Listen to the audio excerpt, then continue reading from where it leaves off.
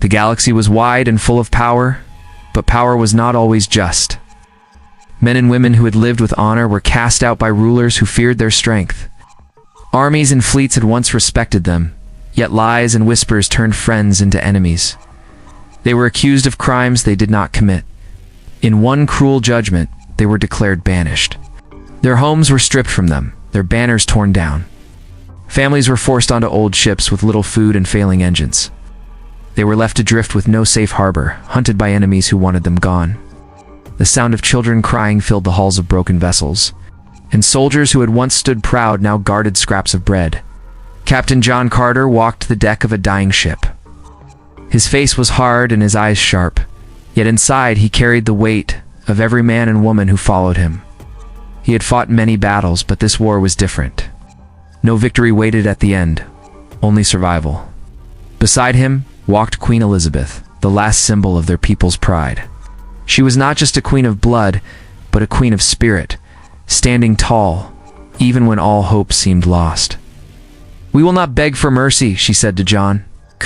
Her voice was steady, though her hands trembled when no one looked. "If they cast us out, then we will endure. If they call us broken, then we will rise." John nodded. "We endure, or we die. Those are the only choices left." The fleet drifted through cold space, chased by patrols. Every time they lit their engines, enemies tracked them. Every time they stopped to hide, hunger grew stronger. The people whispered in the dark, asking how long they could go on. Yet the Queen walked among them, speaking words of strength. John drilled the soldiers daily, even if they trained with nothing but wooden sticks and empty rifles. A boy named Daniel, no older than 16, asked John one night, "Why fight when we have nothing left?" John placed a hand on his shoulder. "Because we still have each other. And as long as one of us stands, we are not finished." The words spread through the fleet like fire in dry grass. Men and women repeated them until even the weakest found a spark of courage. But courage alone could not fill their bellies. Engines needed fuel, and weapons needed steel. In council, the Queen stood before the few captains who remained. Their faces were hollow, skin pale from hunger. "We must find a new home," she told them. "We cannot drift forever. If no world opens its gates, then we will carve a place with our own hands." "Where?" one captain asked. "The galaxy closes every door. We are hunted at every turn." She looked to John and he answered, "There is one world left, a place the galaxy has forgotten, a world they fear, Earth." The name fell heavy in the room. Many had heard stories of Earth, the old home of man. The galaxy called it cursed, a place where storms broke mountains and forests swallowed armies. It was said no one could live there long. "It's better to die fighting on solid ground than starving in the dark," John said. The Queen lifted her hand, her eyes bright with fire. "Then let it be so. We will go to Earth. If we are to be outcasts, then let us be outcasts together on the soil of our first home." The fleet, battered and weak, turned its course toward the distant blue star. Engines roared one last time, and the ships crawled through the black. Behind them, hunters gathered, waiting to finish the job. Ahead of them lay a world forgotten, a world of storms and strength. John stood at the bridge, his hand on the railing, watching the stars stretch. "Banished or not," he whispered, "we are not finished." The long journey to Earth was filled with fear and struggle. The fleet was weak, their engines close to failure, and supplies nearly gone. Many prayed that the old home of man was not only a story told by desperate voices. John Carter stood watch every hour he could, studying the stars and scanning for hunters that never seemed far behind. The Queen never left her people. She moved among them, speaking to mothers who held crying children, 2 soldiers who cleaned their broken weapons, and 2 elders who remembered Earth as a myth from long ago. Her presence gave the fleet something stronger than bread or water, gave them the belief that they were not forgotten. When at last the blue world filled their view, silence swept through the ships. Men and women pressed against windows to see the planet that had been left behind ages ago. Oceans shone like silver, and the green of forests stretched wide. The stories of storms and dangers echoed in their minds, yet it was a place of life, unlike the empty dark they had drifted through. John looked to the Queen. "This is it. If they turn us away, There will be nowhere else. They will not, she said, her voice steady. If they are of our blood, they will hear us. Signals were sent to Earth. The command halls of Earth, alarms rang. Generals and commanders rushed to stations, ready for war. Matthew Harris, a seasoned general with scars on his face, stood before the screens with sharp eyes. Claire Morgan, a young commander known for her resolve, stood at his side. It could be an invasion, Matthew said. We do not know who they are. Claire studied the broken ships on the screen. Look at them. They are not invaders. They are survivors. Debate raged in the chambers of Earth. Some demanded they fire upon the fleet before danger reached their skies. Others argued that to turn away their own kind was dishonor. Then the message came. The face of Queen Elizabeth appeared before the leaders of Earth. Her crown was worn, her robe torn, but her eyes burned with pride. We are your kin, she said. We were cast out, hunted, and left with nothing. We ask not for charity, but for a place to stand. Give us a chance to fight beside you, and we will give our lives in return. Her words cut through the noise of argument. Even hardened generals lowered their eyes, hearing the strength in her plea. Claire turned to Matthew. They are not our enemies, they're us. The Council of Earth made their choice. Doors that had been shut for centuries opened once more. Earth gave refuge. The Banished were allowed to land. The ships came down through storm-filled skies. Engines shook and hulls cracked, but one by one they touched the soil of Earth.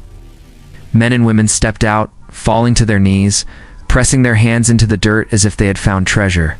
For the first time in years, they breathed air that was fresh and real. John Carter stood tall, looking across the horizon of mountains and rivers. Hey. This is not the end, he told his soldiers. This is the beginning. The Queen stood beside him, raising her hand so all could see. We are no longer drifting shadows. This land is our refuge. We will protect it as our own. Earth's people gathered, watching the newcomers. There was suspicion and fear in some eyes, but in others there was respect.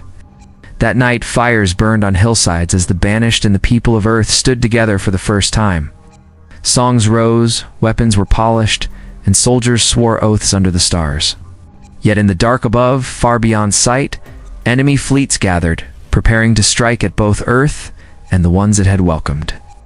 John Carter looked to the sky, knowing the war was not over. The real fight was about to begin. The Banished had found shelter on Earth, but shelter alone was not enough. The leaders of Earth knew the fleets of their enemies would not ignore this act. To give refuge was to invite war. General Matthew Harris called the newcomers together with the commanders of Earth. His voice carried across the hall with iron strength. If you wish to stay, then you must be ready to fight. Earth does not give safety to those who hide. You will train and you will bleed until you are ready to stand as soldiers of this world. John Carter stepped forward. His eyes met the generals without fear. We will fight. We will not be helpless beggars. Show us your ways and we will learn. Training began the next morning. Camps rose in valleys and mountains. Forests were cut into paths where soldiers marched. Fields became firing ranges where rifles cracked day and night. Men and women of Earth stood beside the Banished, drilling them without mercy. Weakness was burned away with sweat and pain. Ethan Ross, once a farmer's son, carried a rifle for the first time. His hands shook, but Claire Morgan stood behind him, correcting his aim. Do not let fear guide you. Let focus guide you, she told him. Ethan squeezed the trigger, and the target fell. Laura King, a healer among the Banished, now trained as a soldier. She lifted heavy packs, ran across mud, and learned to wield a blade. Though her body was not as strong as others, her spirit carried her farther than most. She swore to protect the wounded, but she also swore to fight. Daniel Price, the boy who had once asked why they should fight, now pushed himself beyond his limits. John Carter kept him close, testing him harder than the rest. When Daniel collapsed in the dirt, John lifted him up. Pain is the proof you are still alive. Use it. Daniel rose again, his teeth clenched, and kept running. The Queen herself did not stand aside. Elizabeth wore armor over her torn robes, sparring with soldiers and marching beside them. She carried a blade passed down through her line, and with each strike she proved she was not only a symbol, but a warrior. Men who had once doubted her followed with renewed strength after seeing her stand unbroken in battle drills. Earth's own forces prepared as well. Mountain bunkers that had slept for decades opened their steel doors. Missiles were hauled into launch bays. Orbital cannons were tested with thunder that shook the skies. Earth's armies were not vast, but every soldier was hardened by the harsh land. They knew storms that split trees in half, and seas that swallowed ships. They knew no mercy from nature, and so they gave none in war. The Banished learned quickly. Hunger and loss had made them hard already, but now discipline shaped them. They fought each other in sparring pits until blood covered the sand. They carried logs through rivers until their bodies burned with exhaustion. Every night they collapsed beside the fires, only to rise again when the horn sounded at dawn. After weeks of training, John stood before his men and women. His voice thundered across the camp. "You came here with nothing but broken ships and broken hearts. Look at yourselves now. You are soldiers of Earth. You are not banished anymore. You are home." The soldiers cheered, their voices shaking the trees. Yet high above, watchers in the sky saw their progress. Fleets prepared, their weapons pointed toward Earth. The laughter of their enemies was full of pride, certain that this world could never resist the power waiting to descend. But Earth was no ordinary world, and the Banished were no longer broken. Together they were forging something stronger than fear. They were preparing for war.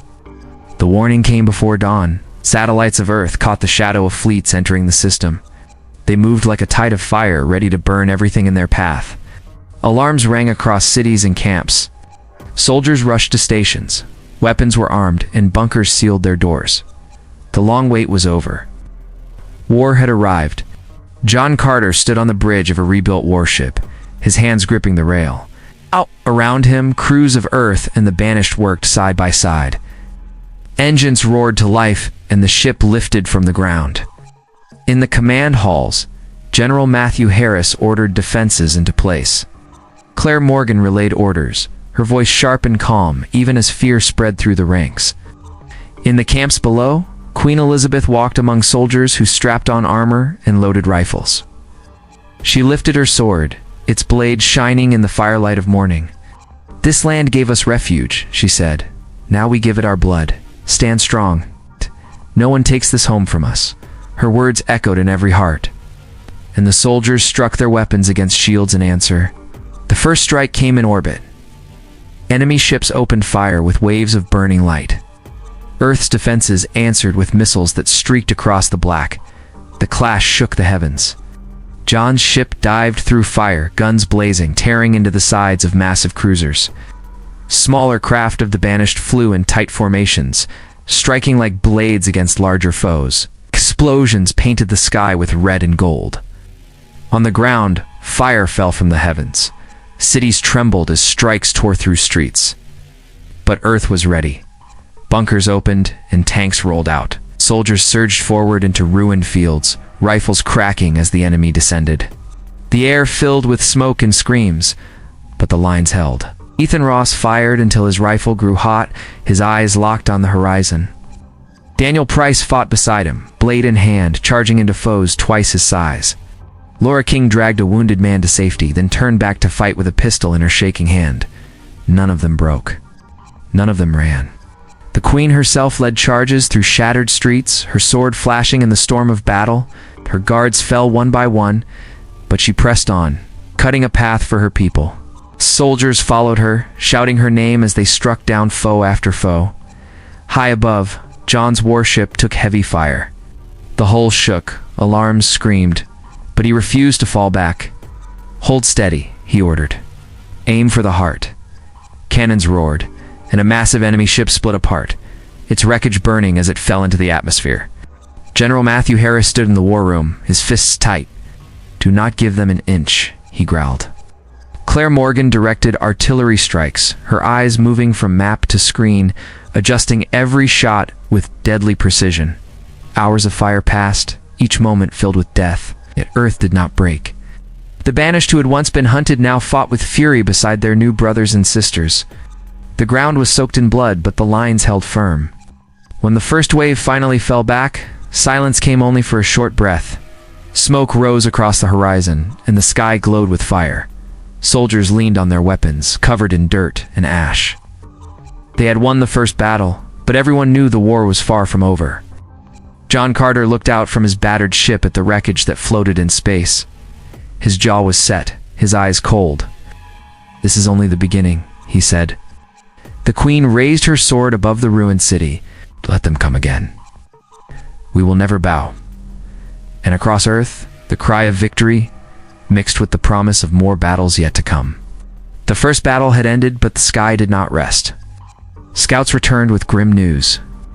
A greater armada was on the way, 10 times the size of the first. The enemy wanted to crush Earth and erase the Banished forever. There would be no retreat and no mercy. The final reckoning had begun.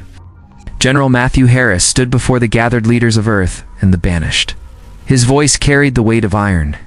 "They will strike with everything they have. If we fall, there will be no tomorrow. We fight now, or we die as shadows." John Carter rose from his seat. His face was scarred, his voice steady.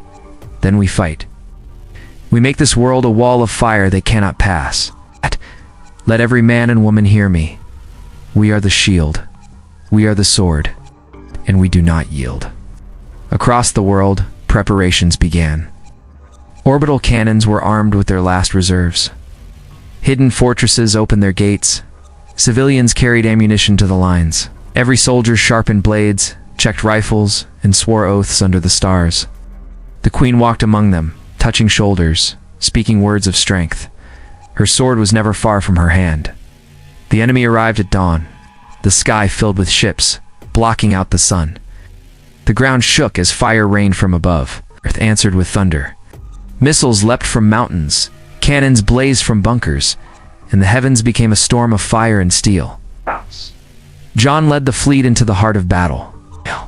His warship was battered, its hull scarred from the last fight, but its guns roared like a beast unleashed.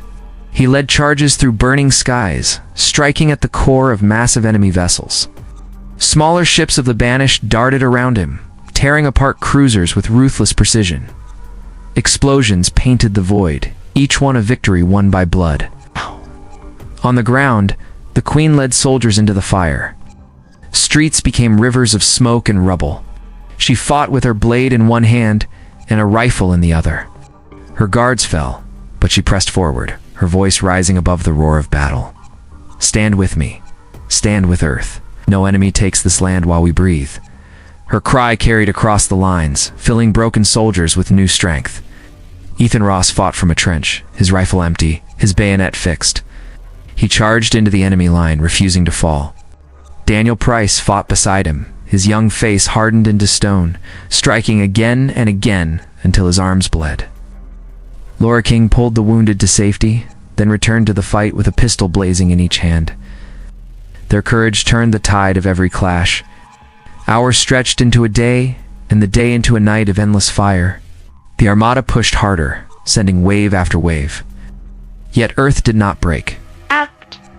The Banished, once outcasts, now stood as defenders of their home. Together they fought with fury greater than fear. At last, the final strike came. John Carter led a desperate charge into the center of the enemy fleet. His ship was burning, alarms screaming, but he held the course. For Earth, he shouted. The cannons fired one last time, piercing the heart of the enemy flagship. A firestorm erupted, spreading through the fleet. Ships broke apart, scattering across the black sky. On the ground, the enemy lines collapsed. The Queen raised her sword high as the last of them fled. Her armor was broken, her face streaked with blood, but her voice was unshaken. "This is our world now. This is our home. And no one will take it from us." Silence fell over the battlefield. Smoke rose, fires burned, but the enemy was gone. Earth had stood. The Banished were no longer outcasts. They were brothers and sisters of a new home, forged together in war. John Carter looked at the stars, his chest heavy with loss, but full of pride. "They thought we were broken," he said. "Together we became unbreakable, and from that day forward, the galaxy would remember Earth not as a forgotten world, but as the place where outcasts rose and became legends."